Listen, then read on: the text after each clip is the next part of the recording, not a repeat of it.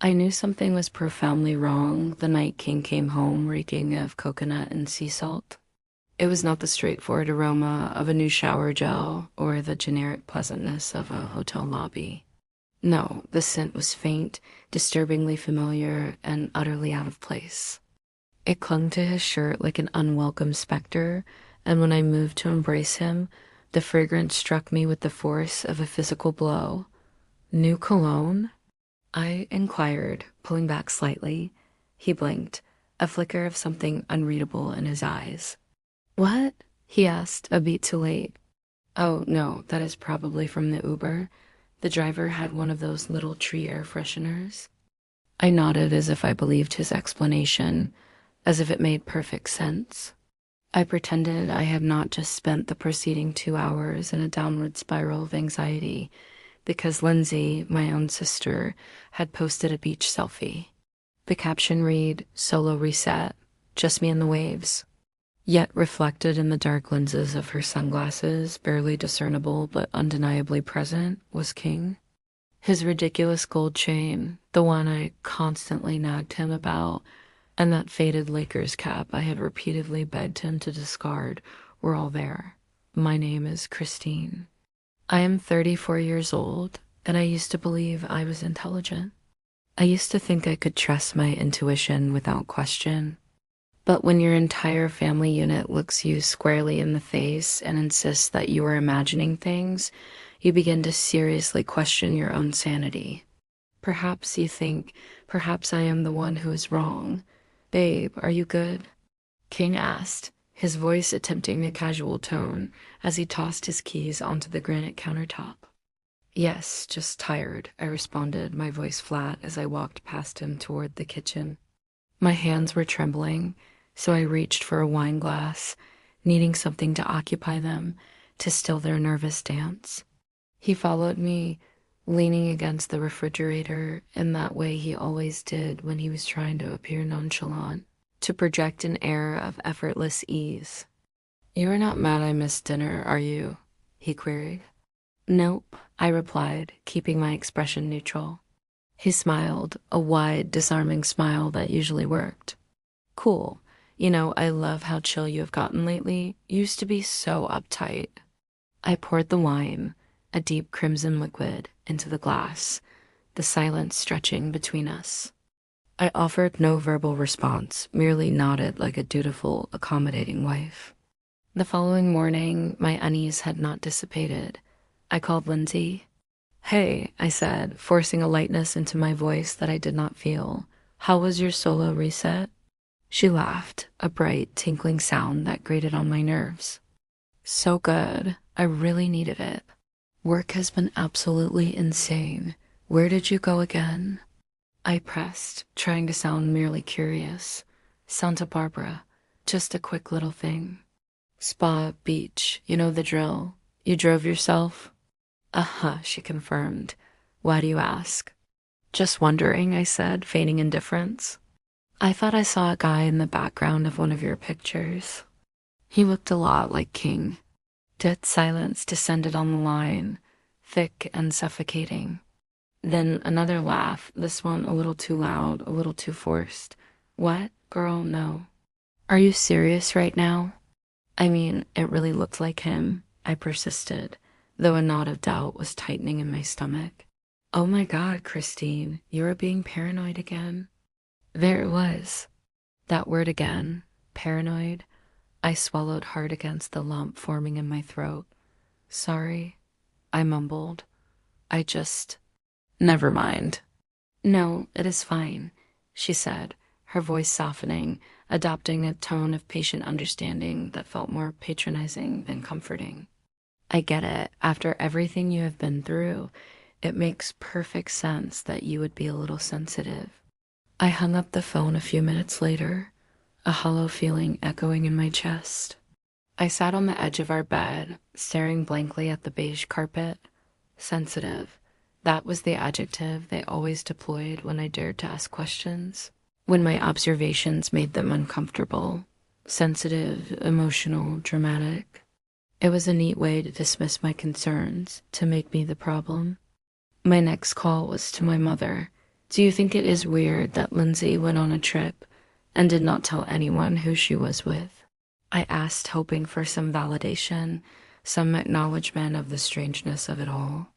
She said she went alone, Mom stated flatly, her voice devoid of any curiosity. I know, but... Christine, she cut me off, her tone firm. You have always had abandonment issues. You tend to see betrayal where there is none. I bit the inside of my cheek to keep from retorting sharply. I just think something is going on, I insisted, my voice small. Well, if there is, she conceded reluctantly, I am sure it is nothing serious. Do not drive yourself crazy fretting about it. That night, I started a journal. It was not filled with poetic musings or emotional outpourings. Instead, it was a stark, factual record. Bullet points, precise times, dates, and screenshots. I needed something concrete, something tangible that could not be easily twisted, reinterpreted, or dismissed with a casual wave of the hand. March 3rd. King claimed he was in Sacramento for a business meeting. Lindsay posted a picture from a rooftop bar in Los Angeles.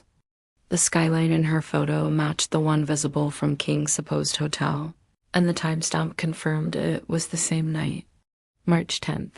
King's car carried that same cloying coconut scent. Lindsay's new body lotion, which she had raved about during our brunch on March 15th, was coconut scented. The connection was too direct to ignore. March 15th, I discovered a bright pink hair tie tucked away in King's glove compartment. I do not own anything pink, nor do I use pink hair ties. It was a small thing, but it felt significant. I did not confide in anyone about the meticulous record I was keeping, not even Chennis, my best friend, my rock. Not yet. I needed more evidence. I needed to be absolutely certain before I unleashed the storm I knew was brewing.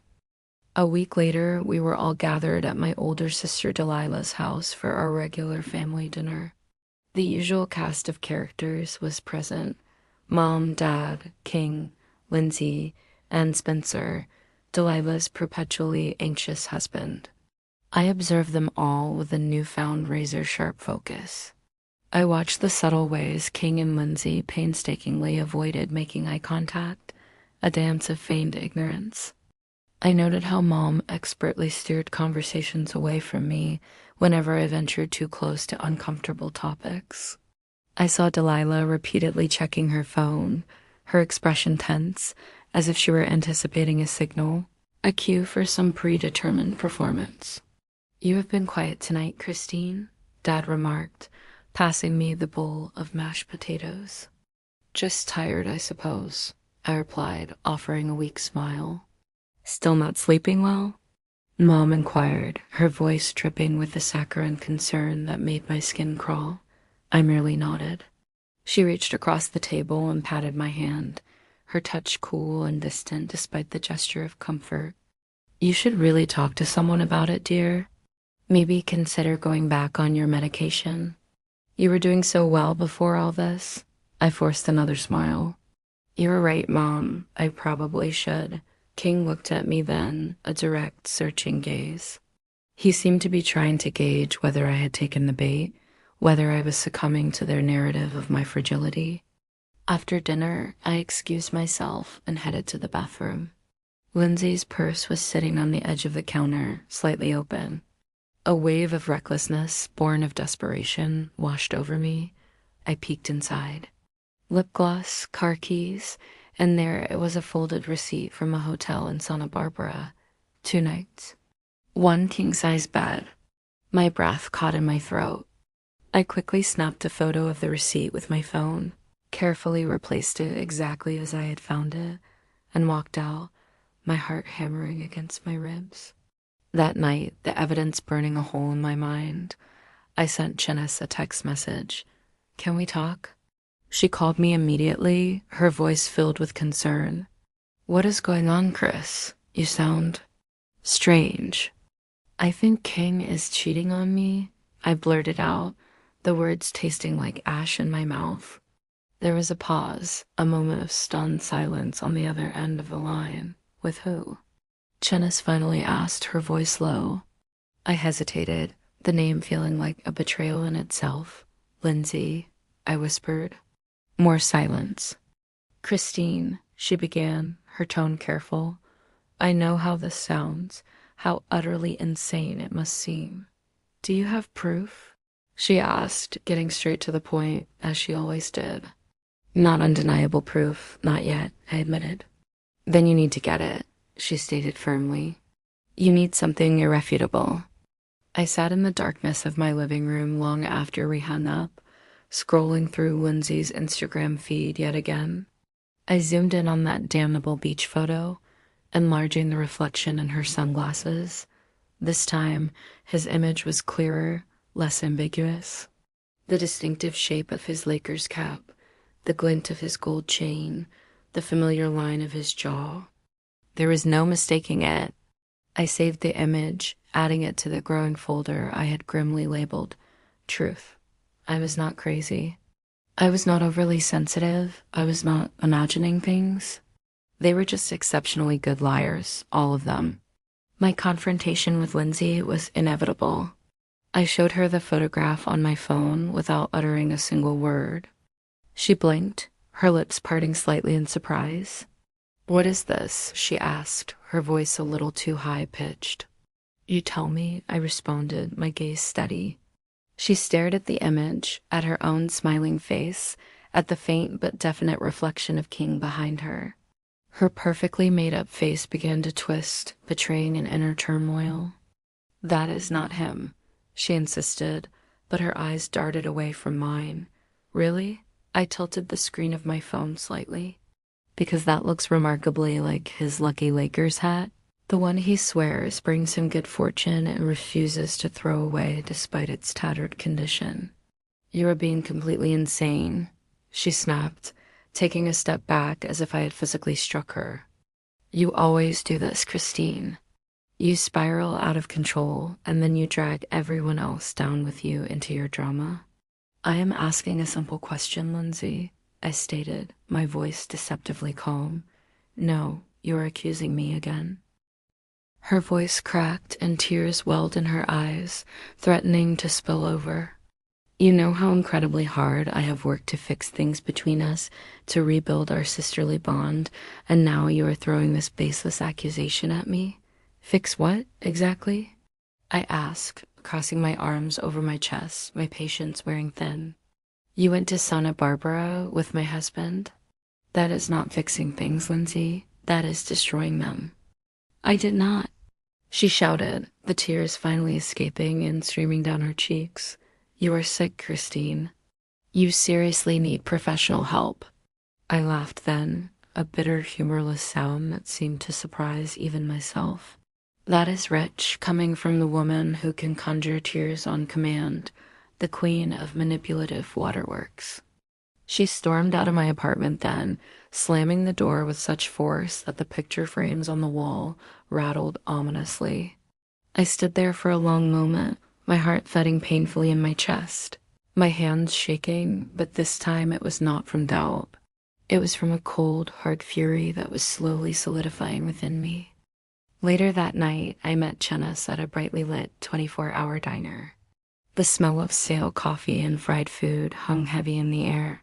She slid into the worn vinyl booth across from me, her perceptive eyes scanning my face. You look like you have not slept in days, she observed quietly. I have not, I admitted, the exhaustion seeping into my bones. I handed her my phone, the truth folder open. She scrolled through the accumulated evidence, the photographs, the screenshots of social media posts, the carefully noted timestamps, the damning hotel receipt. Damn, she muttered under her breath, her expression grim. Okay, this is bad. Really bad. I confronted her earlier today, I told Chennis. Let me guess, Chennis said, a cynical smile playing on her lips.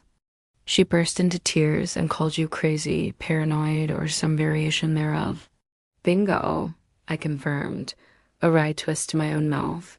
She put my phone down on the Formica tabletop. You need real proof, Christine, not just these breadcrumbs. You need an entire loaf, something undeniable. I do not know how to get it, I confessed, feeling a wave of despair wash over me. I feel like I am hitting a brick wall at every turn. Jenna sipped her coffee thoughtfully, then leaned in conspiratorially. I have a guy, she said, her voice low, an ex-cop. He does private investigation work now, mostly cyber stuff, tracking down digital footprints, but he is incredibly good, and more importantly, he is discreet. I raised an eyebrow, surprised. You're serious? Do I look like I am joking, Chris? She countered, her gaze unwavering. This is not a game. That is how I met Enzo. He arrived at my house 2 days later, a looming figure. He was tall and broad-shouldered, with a voice like gravel rolling downhill, and eyes that did not seem to blink nearly enough. He wore simple blue jeans and a plain black t-shirt, exuding an air of someone who did not care in the slightest what other people thought of him. I liked that about him immediately. You're Christine? He asked, his voice a low rumble. Yes, that is me, I confirmed. Chinnis briefed me on the situation, he stated, getting straight to business. You want dirt on your husband and your sister. You are looking for proof of an affair? I want proof, I corrected him, my voice firm. Irrefutable proof. He nodded slowly, his unblinking eyes fixed on mine. You got money? He asked bluntly. Yes, I replied without hesitation. Then I got time, he said, a ghost of a smile touching his lips. We sat at my dining room table, the polished wood reflecting the grim reality of our meeting. I handed him the physical folder containing everything I had meticulously collected, the photographs, the detailed notes on dates and times, the screenshots. He flipped through it with a practiced efficiency, his expression unreadable. Smart, he commented, tapping the folder. Most people wait until it is far too late, until the damage is irreparable. I want to stay quiet about this until I am absolutely ready to make my move, I told him. Good, he approved. Less chance of tipping them off. I will start with phone records, see who has been calling whom and when. Then I will look into hotel surveillance footage, if any exists, and GPS data from their vehicles, if possible. Give me a week. He stood to leave, then paused at the front door, his hand on the doorknob. He turned back to look at me, his gaze piercing. Are you sure you want the truth, Christine? Sometimes ignorance is bliss. I did not answer him directly. I did not need to. He nodded once, as if he already knew the answer, and then he was gone, leaving me alone with my thoughts and the heavy weight of anticipation. Exactly 1 week later, I was at work, trying to concentrate on a tedious legal brief when the email arrived. The subject line was stark and unambiguous. Delivery. My heart began to pound. I quickly locked my office door before clicking to open the message. There were 6 photographs attached. The first few showed King and Lindsay checking into a boutique hotel, their body language intimate. They were holding hands. In another, her head was resting on his shoulder as they waited for the elevator. Then a grainy shot from inside the elevator, him kissing her neck, her eyes closed in what looked like ecstasy. The timestamp on the images was June 17th, our anniversary weekend. The very same weekend he had told me with a perfectly straight face that he had an unavoidable business retreat in Napa Valley. I stared at the screen, at the blatant evidence of their betrayal, until my eyes burned and the images blurred. Then, with trembling fingers, I forwarded the email to my personal account and permanently deleted it from my work computer. That night, I printed out the photographs and laid them out on my bed, like tarot cards predicting a bleak future. I sat there for a long, long time just looking at them, studying their smiling faces, the easy way they interacted, how comfortable they looked together, how utterly smug and self-satisfied. The anger I had been suppressing for weeks began to simmer, then boil. The next morning, my resolve hardened. I called my mother. I want to talk, I said, my voice carefully neutral. Of course, dear, she replied, her tone unsuspecting. Come by whenever you like. I walked into her house a little while later, feeling as though I were carrying a live grenade in my purse. She made tea, her movements unhurried, and sat across from me at her kitchen table as if everything were perfectly normal, just another mother-daughter chat. I think I owe Lindsay an apology, I said softly, testing the waters. Her eyebrows lifted in surprise. Really, Christine? For what? I believe I have been paranoid lately, I continued, choosing my words with care. And I realize now that I have been projecting my own insecurities onto her, onto everyone. She smiled then, a warm, approving smile that did not reach her eyes. That is very big of you, Christine. It takes a strong person to admit when they are wrong. I just want peace in the family, I said, a statement that was true, though not in the way she imagined. She reached across the table and squeezed my hand. We all do, dear. We all want peace. I smiled back, a placid, serene smile that was a complete fabrication. Then I drove to Lindsay's apartment. She opened the door, her expression cautious, wary. What do you want, Christine? She asked, her voice tight. I am sorry, I said, injecting a note of contrition into my tone. She blinked, clearly taken aback. Why? What are you sorry for? I was wrong, I said, looking down at my hands as if ashamed. I was wrong about the beach trip, about the photograph. I let my fears and my imagination get the best of me. She stepped aside slowly, uncertainty etched on her face, allowing me into her artfully decorated living room. We sat on her plush velvet couch, the silence awkward and heavy. She looked at me as if she were waiting for the punchline, for the other shoe to drop. I am trying to be better, I said, my voice soft and earnest, more mature, more understanding. I genuinely want to move forward, to put all this unpleasantness behind us. She nodded slowly, her eyes darting around the room, still not entirely convinced. I leaned in slightly, as if sharing a secret. Tell King I said the same thing, that I'm sorry for doubting him too. She flinched, a tiny, almost imperceptible movement, but I saw it. I smiled, a small, knowing smile. I will see you at family dinner on Sunday, I said, my voice light and breezy as I stood to leave. When I got home, the first thing I did was call Enzo. Keep digging, I instructed him. I want to know everything. You got it, boss, he replied, his voice brisk and professional. Then I called my lawyer, a sharp, no-nonsense woman named Sarah. I am ready to start the paperwork, I told her. Divorce? She asked, her tone unsurprised. Not just that, I said, a cold determination settling in my heart. I want to make absolutely sure that when this whole thing burns to the ground, it burns everything they have built on my back, on my trust, and on my money. There was a pause on her end of the line. Christine, she said, her voice serious, are you absolutely sure about this? This is going to be messy, very messy. I have never been more sure of anything in my entire life, I replied, and I meant it. Family dinner that Sunday was, once again, at Delilah's house. Her kitchen always smelled overpoweringly of garlic and cheap red wine, and her forced, overly bright laugh echoed through the hallways like a grating ringtone you could not silence. I walked in holding a bottle of expensive wine I did not intend to drink, and a smile that felt like a mask plastered onto my face. Christine, Delilah chirped, air kissing my cheek with exaggerated enthusiasm. You look absolutely amazing. So much more relaxed. I have been meditating, I lied smoothly. It really helps. King was already there, predictably, sitting uncomfortably close to Lindsay on the sofa. They were not touching, but they were close enough to make my stomach churn with a mixture of anger and disgust.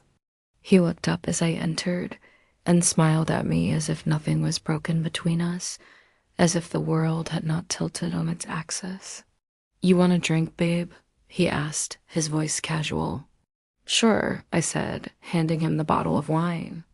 Open this for me, would you? He nodded and walked toward the kitchen. Lindsay followed him, brushing past me without a word, without even a glance in my direction. I turned to Spencer, who was studiously pretending to be engrossed in something on his phone. "Hey, Spencer," I said. He looked up, startled, his eyes wide. "Oh, hey, Christine, you good?" "Great," I replied, my smile unwavering. He nodded quickly, his eyes darting away as if he could not quite meet my gaze. We all sat down for dinner. Mom, Dad, Delilah, Spencer, King, Lindsay, and me. The large dining table suddenly felt too small, too crowded, the atmosphere thick with unspoken tensions and deceit. Mom poured wine with a generous hand, as if it were holy water capable of absolving us all, smiling at me like we were the closest of confidants. "So, Christine," she began, her voice overly cheerful, "how is work going?" "Busy," I replied concisely. "Still at the big firm?" Dad asked, attempting to make polite conversation. "For now," I answered, leaving the statement hanging in the air. Delilah, ever the opportunist, jumped in. "Lindsay's boutique is doing absolutely fantastically. She just landed a major new investor." I raised an eyebrow, feigning mild interest. "Oh, really?" Lindsay smiled then, a wide, smug smile that was all teeth and no warmth. "Yes, someone who really believes in me and my vision." King smirked into his wineglass, a knowing, complicit expression. I cut my steak with deliberate slowness, the knife grating slightly against the china. "That is amazing, Lindsay. I truly hope it is someone you can trust implicitly." "Of course," she said. Her gaze flickered towards King for a split second before she looked away, not meeting my eyes. I waited until dessert was served, a rich chocolate lava cake, to drop the first carefully crafted bait. "I have been doing a lot of thinking lately," I announced, setting down my fork with a soft clink. "About forgiveness." The lively chatter around the table abruptly ceased. Everyone went still. "That is good, Christine," Mom said carefully, her eyes narrowed slightly.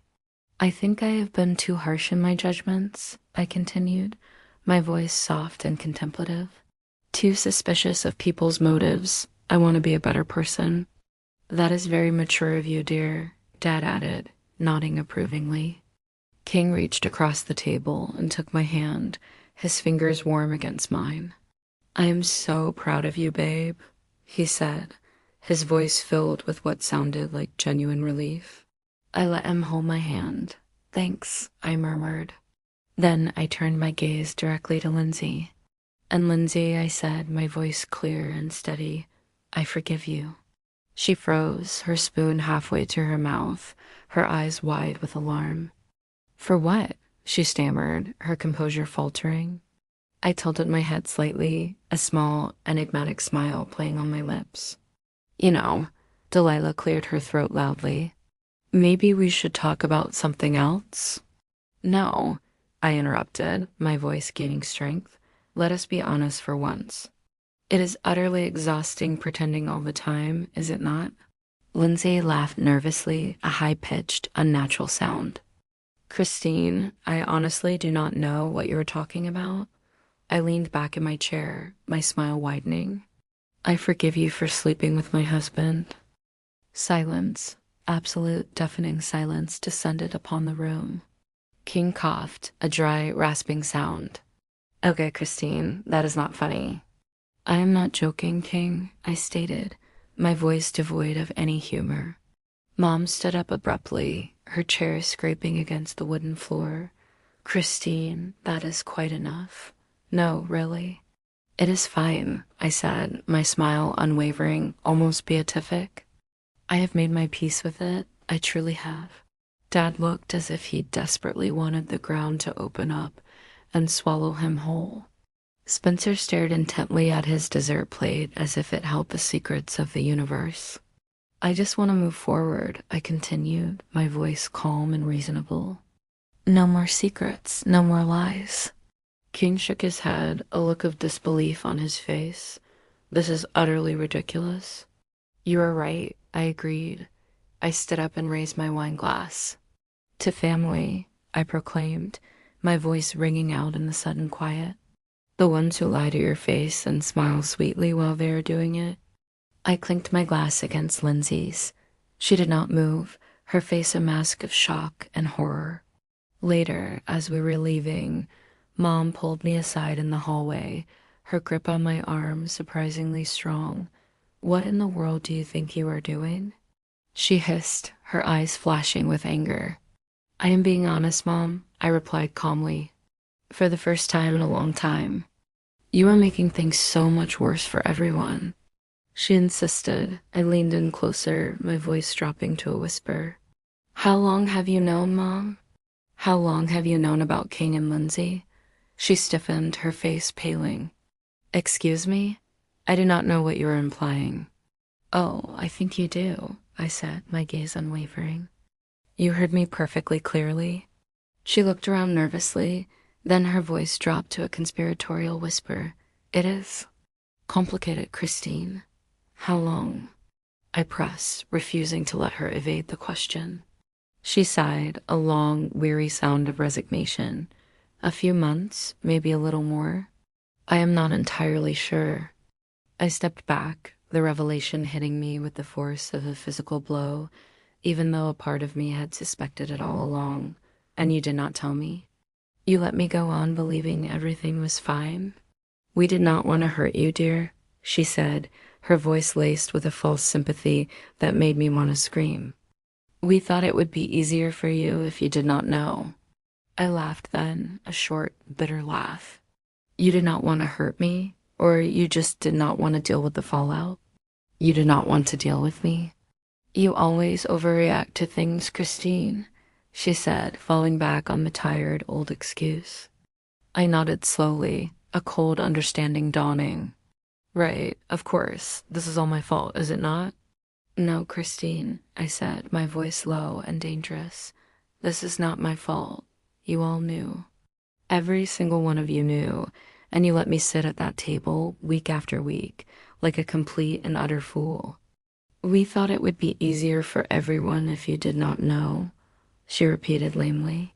I stared at her, my expression unreadable. "Easier for who, Mom?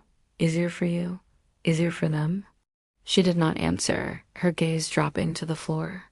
I smiled then, a chillingly serene smile. "You are right, Mom. I do need to be more mature." "And I will be." I turned and walked out of Delilah's house, out into the cool night air, and I did not look back. The charade was finally over. The real games were about to begin. And this time, I was setting the rules. There was an additional layer to their betrayal, a secret I had stumbled upon during Enzo's deeper dive, something that went beyond the affair, beyond the stolen money for the boutique. It was a secret that my mother had guarded ferociously for years, a secret about my own identity, about my lineage. The man I had called Dad my entire life, the man who had just told me I was being immature, was not my biological father. My mother had had an affair decades ago, and I was the result. They had all known. King knew. Lindsay knew. Delilah and Spencer knew. And they had used that knowledge, that deeply personal and painful secret, as another form of leverage, another way to ensure my compliance, to keep me tethered to their web of lies.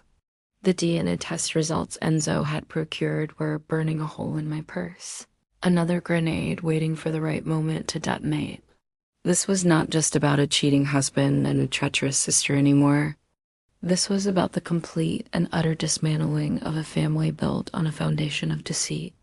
The twist was not just that they had betrayed me. It was that my entire life, as I knew it, had been a carefully constructed lie, and I was about to expose every single crack in their facade. The day I met with my lawyer to formally file for divorce and initiate proceedings for financial misconduct felt like stepping into a new skin. Sarah, with her sharp eyes and even sharper mind, had all the paperwork meticulously prepared. "Adultery and significant financial misconduct," she confirmed, raising an eyebrow slightly. "Do you have all the necessary proof for the financial claims?" I am working on it, I assured her, thinking of Enzo's ongoing investigation into King's labyrinthine finances. We went over every line of every document, each clause a nail in the coffin of my marriage and my old life. I signed every page with a hand that did not tremble, my signature firm and resolute. That night, I called Enzo again. I need you to look deeper into King's finances, specifically anything connected to our joint accounts or assets that might have been diverted. Already started on that front, he said, his voice businesslike. And you are not going to like what I have found so far. Try me, I challenged, bracing myself. He pulled a significant amount of money from your joint home equity line of credit, Enzo explained. Transferred it directly into a business account under Lindsay's name. Your sister's name. My chest tightened, a cold fist clenching around my heart. How much? I asked, my voice barely a whisper. $50,000, Enzo stated. Maybe more. The trail is a bit convoluted, but that is the initial sum I have uncovered. I closed my eyes, absorbing the impact of this new betrayal. It was not just the affair. It was calculated theft, a plundering of shared resources for her benefit. Keep digging, Enzo, I instructed. I want every penny accounted for. You got it, he affirmed. I hung up the phone and sat in the encroaching darkness of my living room, the silence amplifying the turmoil within me. This was no longer just about infidelity. This was about a calculated, malicious effort to defraud me, orchestrated by my husband and facilitated by my own sister. The next morning, another email from Enzo landed in my inbox. Attached was a voice memo. My curiosity piqued, I clicked play. My mother's voice, unmistakable and chillingly pragmatic, filled the room. We need to keep Christine compliant, under control, she was saying to someone, her tone low and urgent. She absolutely cannot find out about the trust fund, not now. I hit pause, my blood running cold. A trust fund? What trust fund? This was an entirely new layer of deception. I immediately hit record on my own phone and played the voice memo again, capturing her damning words. I labeled the audio file insurance. This was not just about burning their house down anymore. I was going to salt the earth so that nothing they had built on lies could ever grow again. Do you think they suspect anything at all? Chinnis asked a few days later, popping a juicy red grape into her mouth. We were sitting in my car, parked across the street from the ridiculously chi-chi boutique Lindsay had opened 2 months prior. The boutique, I now knew with sickening certainty, that was funded with my money, with the equity stolen from my home. No, I said, a grim satisfaction settling within me. They think I have finally surrendered. They believe I am the quiet, broken, pliable version of myself they have always wanted me to be. Chinnis looked at me, a thoughtful expression on her face. You are actually kind of scary when you smile like that, Chris. I am just tired of being polite, Chinnis, I replied. Politeness has gotten me nowhere but hurt. Inside the boutique, Lindsay was laughing animatedly with a customer flipping her perfectly styled hair as if she did not have a care in the world, as if she had not stolen. My husband as if she were not currently living a life financed by money siphoned directly from my mortgage. Are you really going to go through with all of this? Chinnis asked, her voice serious. I handed her my phone.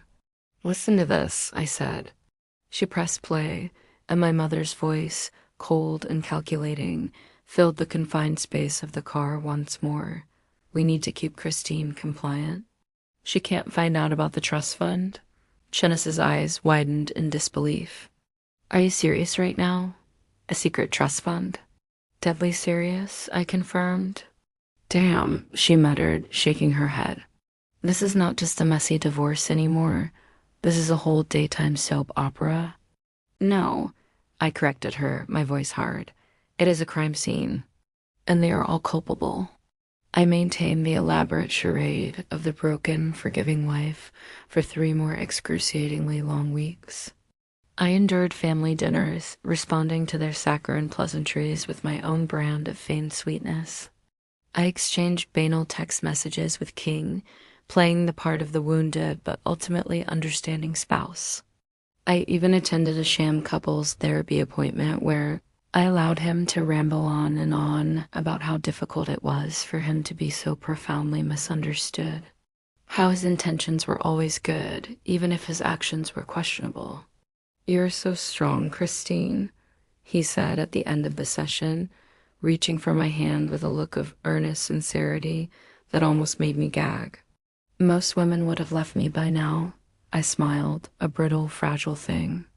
I am not most women, King. Meanwhile, Enzo was working tirelessly, a veritable bloodhound on the scent of their financial deceptions. He uncovered a complex network of bank transfers, several instances of what appeared to be forged signatures on financial documents, and even a shell company registered under King's name that seemed to exist solely to funnel funds illicitly into Lindsay's boutique. The depth of their deceit was staggering. "Do you want to press criminal charges for the fraud?"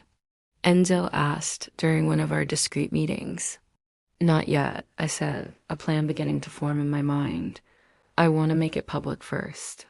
I want everyone to know exactly who they are."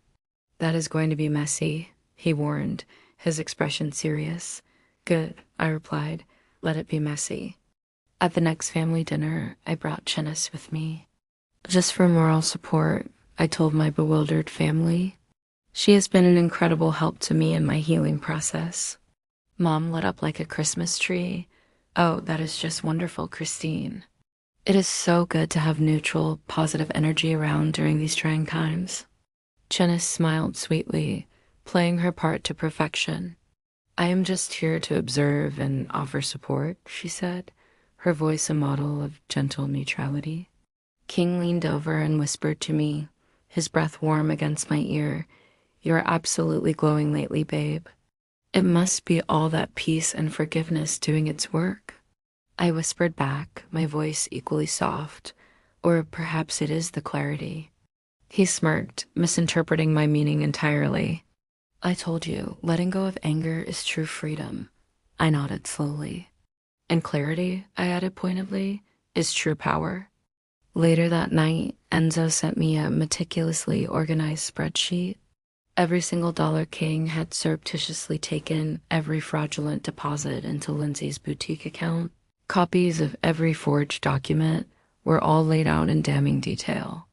At the bottom of the spreadsheet was a succinct note from Enzo. "You have got more than enough for multiple counts of fraud, theft by deception, and breach of fiduciary duty. Do you want to go nuclear with this?" I replied with a single, unequivocal word, "Yes." The next day, I booked a private dining room at one of the city's most exclusive and expensive restaurants. I told my family it was an early birthday celebration for myself. "I just want us all to be together," I announced, my voice filled with a carefully manufactured warmth. No more drama, just love and reconciliation. They all agreed immediately, their relief palpable. Of course they did. They genuinely believed I was finally broken enough to play nice, to sweep their betrayals under the rug for the sake of a superficial family harmony. I met with the restaurant manager in person to finalize the arrangements. "I need the serving staff to follow some very specific instructions during the dinner," I stated calmly. "And some of the individuals appearing as staff will not actually be restaurant employees." He frowned, his professional composure slipping for a moment. "Excuse me, madam?" I slid a thick envelope filled with cash across the polished mahogany table. "I am paying generously for absolute privacy and a flawless performance," I said, my gaze steady. He opened the envelope, his eyes widening at the contents. "Understood, madam," he said, his demeanor instantly accommodating. "Your requests will be met." I hired a professional videographer, telling him it was for a surprise birthday montage. I gave him precise instructions on where to position the camera, what specific reactions and interactions to capture, and crucially, when to zoom in for maximum impact. I brought Chinnis in on the full, unadulterated plan. I need you to maintain your role as the neutral, supportive friend, I told her. Smile, nod, be the calm center in the storm that is about to erupt. She grinned, a spark of excitement in her eyes. Oh, I was born for this role, Chris. I also arranged for Enzo to be there, seamlessly posing as one of the waiters. He would be the one to serve the legal papers at the appointed moment. The night before the birthday dinner, I sat alone in my living room, staring at the thick manila envelope with King's name typed neatly on the front. Inside were the divorce papers, the detailed fraud allegations, and copies of all the supporting documentation Enzo had painstakingly compiled. I did not cry. I did not hesitate. My heart was a cold, hard stone in my chest. I simply placed the envelope into my designer handbag and zipped it shut with a decisive click. The next evening, I dressed with meticulous care. A sophisticated black dress that skimmed my curves, a bold slash of crimson lipstick, simple diamond stud earrings. I wanted to look like a woman in complete control of her destiny, not one mourning the death of her marriage.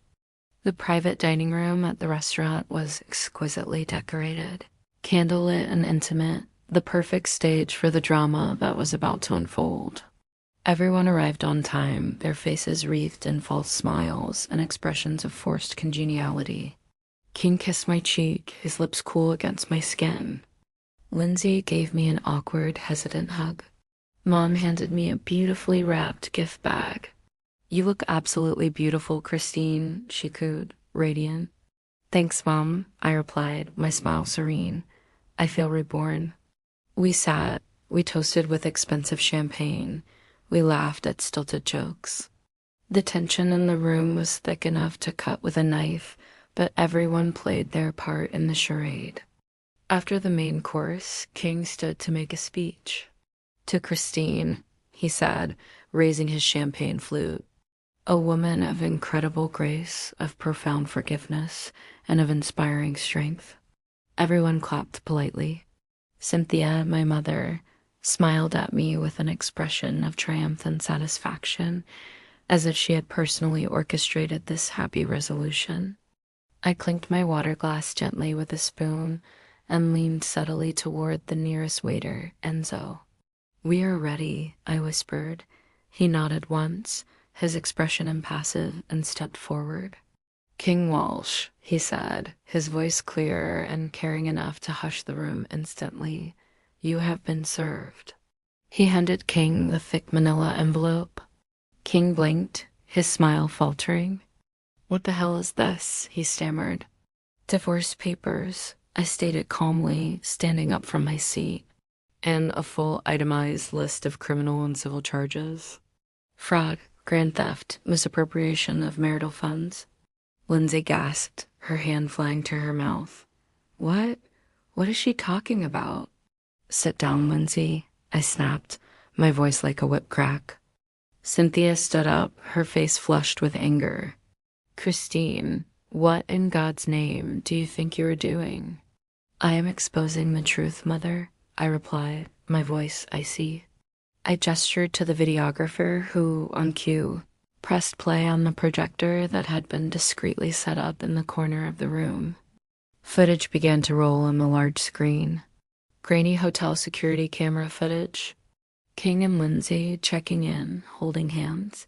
The elevator scene, him kissing her neck, her eyes closed. Timestamps, dates, room service receipts. Gasps and murmurs rippled through the stunned audience. Then came the damning screenshots of bank transfers, incriminating emails, and finally, the audio file. Cynthia's voice, cold and calculating, filled the suddenly silent room. We need to keep Christine compliant. She can't find out about the trust fund. My mother turned a ghastly shade of pale. Turn that off. Turn that off this instant, she shrieked. No, I said, my voice dangerously quiet. We are just getting started. I looked directly at Delilah, my older sister, her face a mask of horrified disbelief. You helped cover for them, Delilah. You lied to my face repeatedly, she stammered. I did not know the extent of it. Oh, you knew enough, I countered. Then I turned to the man I had called Dad for 34 years. And you stood by and let it all happen. You watched them systematically ruin me, destroy my marriage, and steal my money. He looked down at his plate, unable to meet my gaze. I pulled out one last envelope from my purse and slid it across the table to him. What is this? He asked, his voice trembling slightly. Your DNA results, I stated flatly.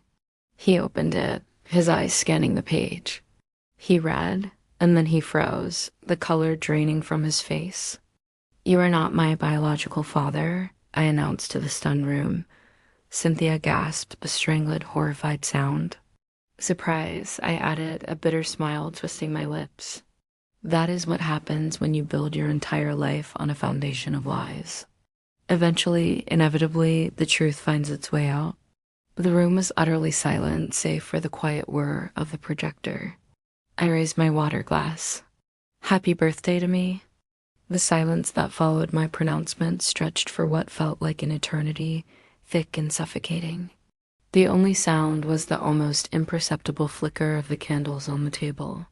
The man I had called Dad, Josiah, just stared at the piece of paper in his hands as if it were inscribed with an ancient, incomprehensible curse. Cynthia's voice, shrill and trembling with rage, finally broke the spell.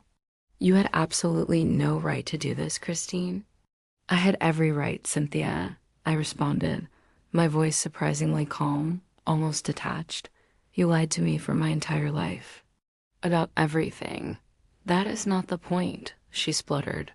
No, I agreed, my gaze sweeping across their horrified faces.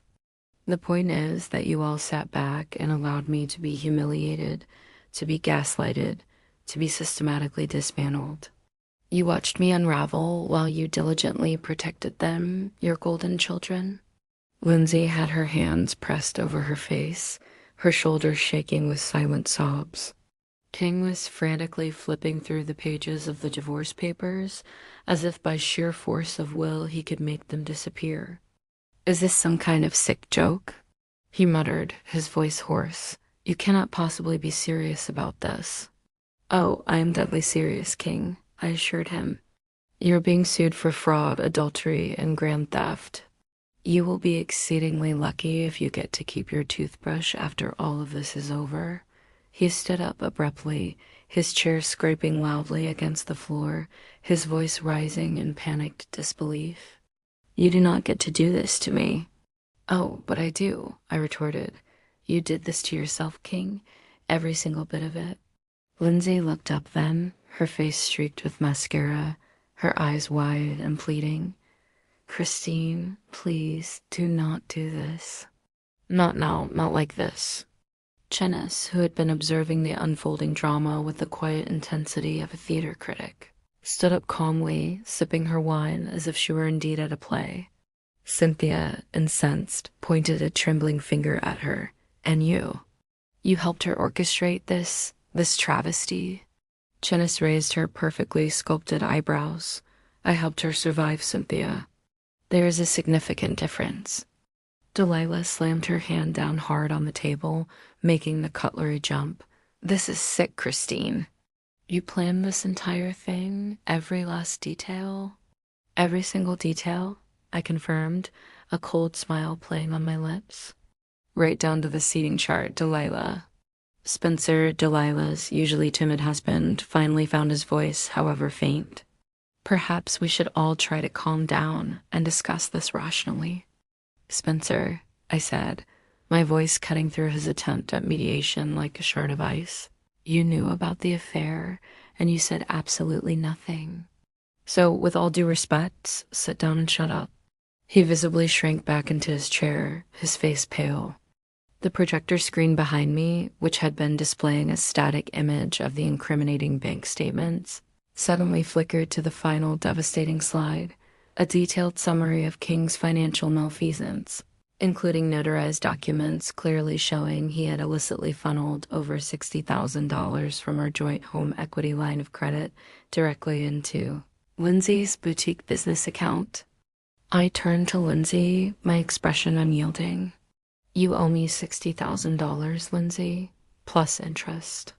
She shook her head frantically, whispering, I did not know, Christine.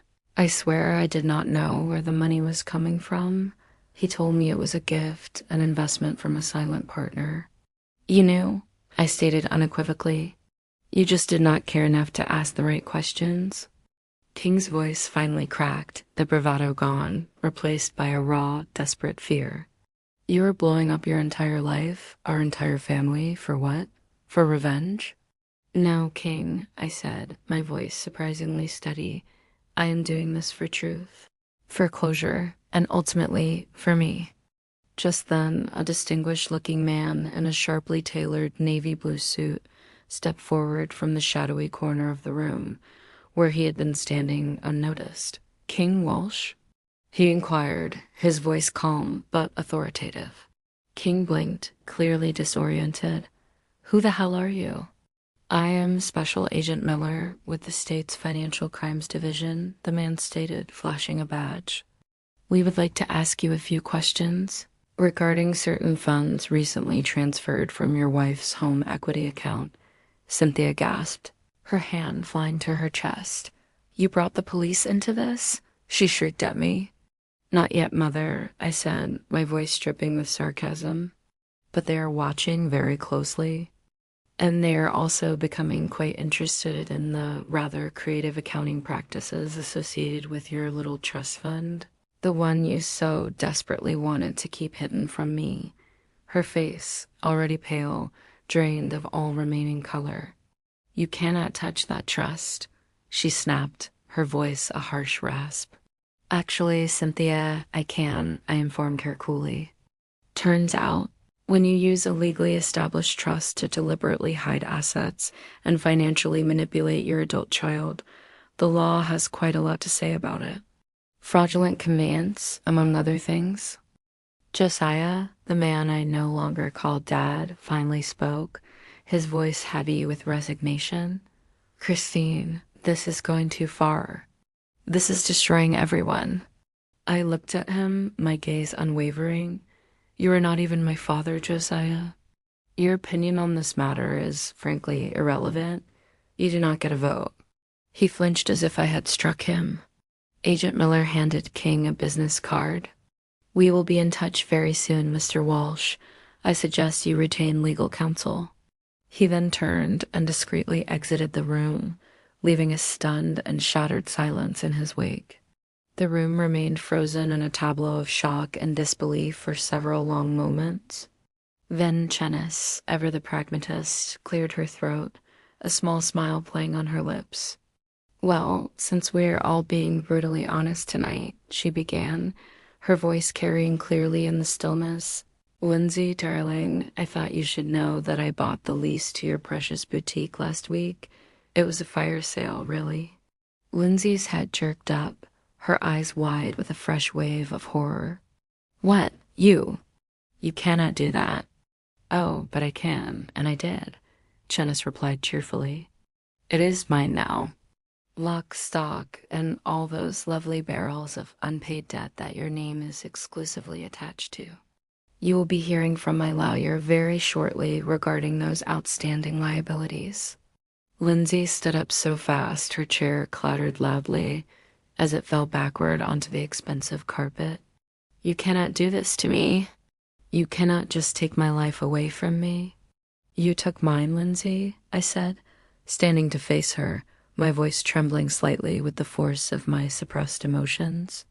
You took my husband, you took my money, you tried to take my sanity, and you systematically dismantled my family. And you all actually thought I would just roll over and play dead? Tears streamed down her ravaged face. I did not mean for any of this to happen, she sobbed. Save it, Lindsay, I said, my voice devoid of any sympathy. King, desperate now, stepped toward me, his hands outstretched in a pleading gesture. Christine, look, please, we can work this out. There has to be a way we can fix this. I laughed, a harsh, bitter sound that held no amusement. You honestly think this is some kind of negotiation, King? After everything you have done, I made mistakes, okay? Huge mistakes, he admitted, his voice cracking. But I still love you, Christine. Deep down, I still love you. You do not even know what the word love means, King, I retorted, my voice filled with contempt. He reached for my arm, and I instinctively recoiled, stepping back. Touch me again, King, I warned, my voice dangerously low, and I will add assault to the already extensive list of charges you are facing. He froze, his hand dropping to his side.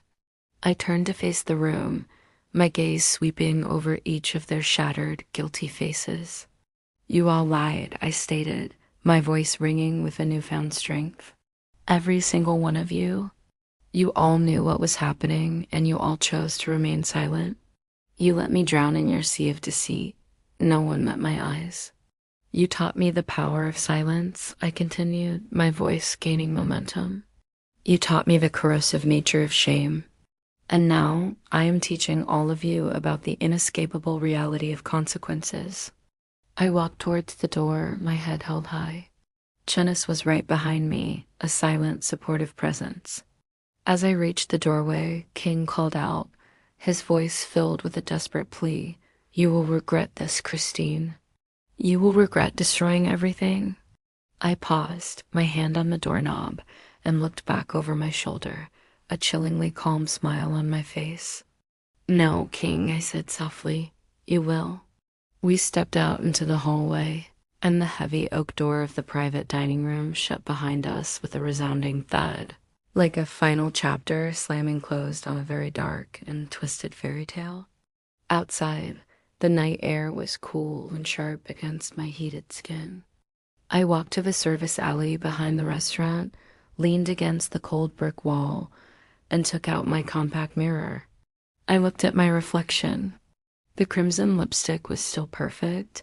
My eyes were clear and surprisingly steady. My hands no longer trembled.